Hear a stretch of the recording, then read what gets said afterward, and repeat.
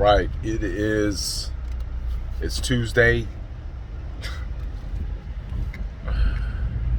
It's Tuesday, June 29th, 5:03 a.m. I'm on my way to the gym right now. I was listening to something where there's a passage in the Bible, and by the way, me and my wife simultaneously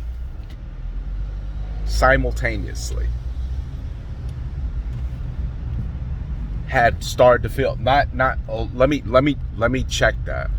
Me, my wife, and my son, who is in North Dakota at the United States Air Force Base in Minot, simultaneously, that means together,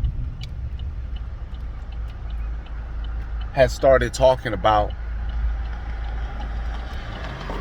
how we needed to become closer to God. I remember Malachi calling me one day saying, and I don't think he's gonna mind me sharing this because I won't share too much of our conversations, but I do remember him saying, I wish I had a better relationship with God. That was insanity for me to hear that. Not to say that he's not a good kid, but to be at his age, he's not even 21 yet, to understand that he doesn't have the kind of relationship with God that he should, but that he understands that he wants to have a better one. And that wasn't even a conversation that I more so brought up. It was something that he needed to talk about. But simultaneously, I had just come out of that, recently. And my wife. And so we were all kind of in the realm together, which is good, because sometimes you know God's purpose in your life, sometimes you don't. Sometimes you know how big of a role God wants to play in your life, and then sometimes you don't.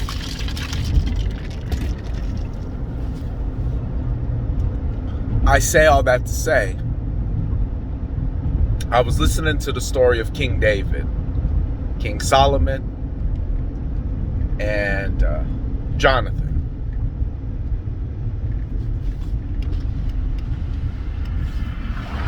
And here's where they're at with this.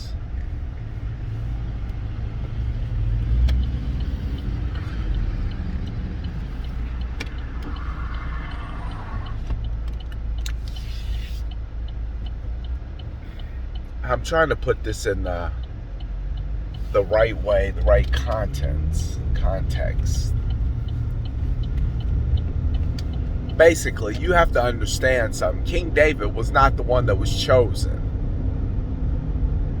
He was the one chosen by God, but he wasn't the one chosen by King David, by David's father. Matter of fact, he appeared to be lesser than all the other ones, but God chose him. And there's a passage in the Bible where God says, I will make a seat at the dinner table before your enemies. I take that to mean that he will allow other people who didn't think much of you, kind of looked at you like, who does he think he is? Who does she think she is? You kind of scruffy. Don't look like much to me. You don't look like much to me.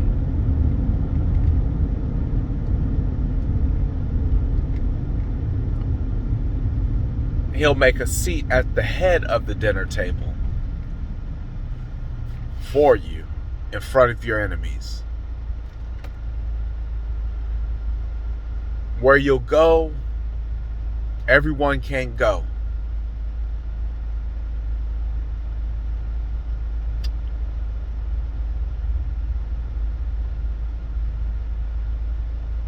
You'll no longer be invited to the places that you used to be invited to because you've changed.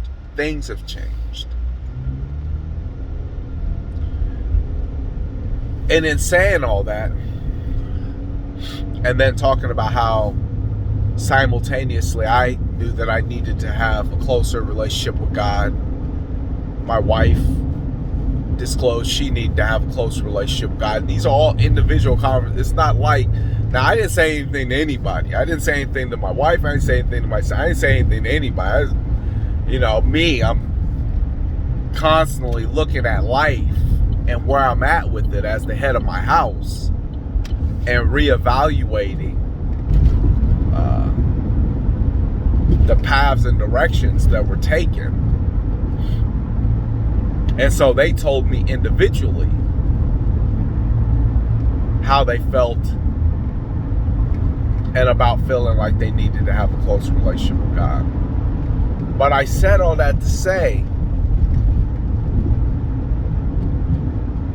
people that you grew up with, even your family, and I would say family even more so, because they really feel like they know you. Family is like, I know you. You're not a Christian. You're Jermaine. You're like prison, gang member, sold drugs, beat people up. Like that's who you are. That's who I know. Strip club, fast money. That's who you are, right? That's the problem with family. Family think they know you. And it's hard for them to accept that ain't me. It is. It really, I don't care what they say, it is. It's why you see less of them, and then God starts allowing new people to pop up. But I say all that to say, it may appear that your journey is leveling out where you have to be alone. But if you keep something in mind, God will constantly bring the right people around you at exactly the right time that you need them to be there. I didn't pick the family that I didn't, put it like this. I was not born into the family that I have now, which is my children and my wife. That is my immediate family. Obviously, I have brothers, I have sisters, all that good stuff, mother, father, I have that. But I'm talking about these other individuals that some way, somehow appeared in my life, and now we're on the same page of where we need to be in our relationships with God. Individually having these thoughts, hey, I need to build a close relationship with God. You got to remember something. If you always remember this, you'll never feel alone. You'll never have those vulnerable moments. See, we always go backwards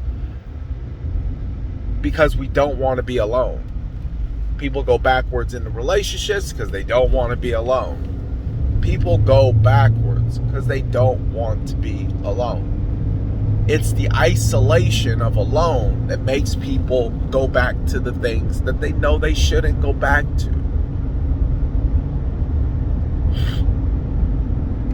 And so last night I asked my wife and said, hey, you want to read the Bible? Which I always hit her with that. She always says yes. She never says no. She never says like, nah, I don't want to do that. Nah, I'm busy. She always like, yeah, let's do it. And I read. Then she did something weird. She asked me, what did that mean to you? What did that mean to you? What you just read.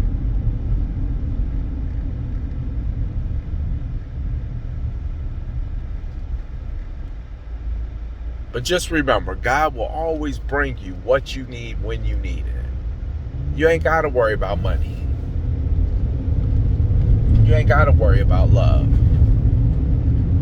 I believe God works like this. I believe he's a jealous God. I honestly believe he does not want anything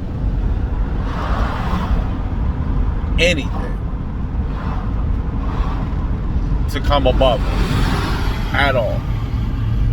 So the possibilities that God would stunt the growth of anything else that you try to put ahead of him It's very likely. Because he wants you to come to him first. Now, I can't speak for everybody else's life because I don't know what's calling out to everybody. But I can tell you what's speaking out to mine. And I can also tell you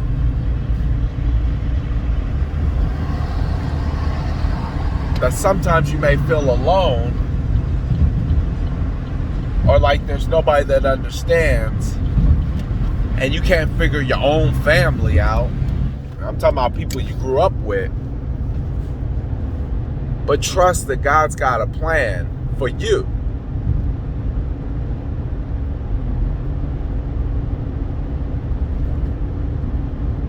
Because when I look at my life, yes, I want that money. Let's be very clear. I've been talking about being a millionaire since I was 13. I had that in my heart. But even when me and my wife were talking about it last night, I broke down how I'd spend $1 million. How I'd spend $1 million. $1 million fall in my lap right now. $100,000 going to tithes. $100,000 going straight to tithes. It'd be the best check I ever wrote. The best check. I would have so much fun. I'd frame it, put it in a glass case, take it to my pastors and say, here you go, here's $100K, do what you do, make it work.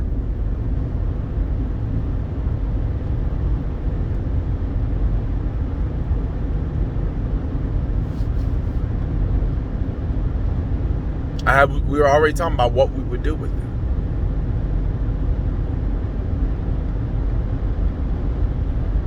We were already talking about God can trust me with money. God can definitely trust me with money. He know I ain't no fool with no money. He know he can trust me with money.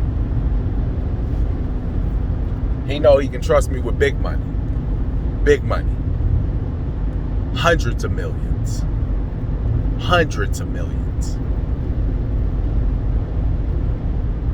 Because he know I'm going to give him his off the top.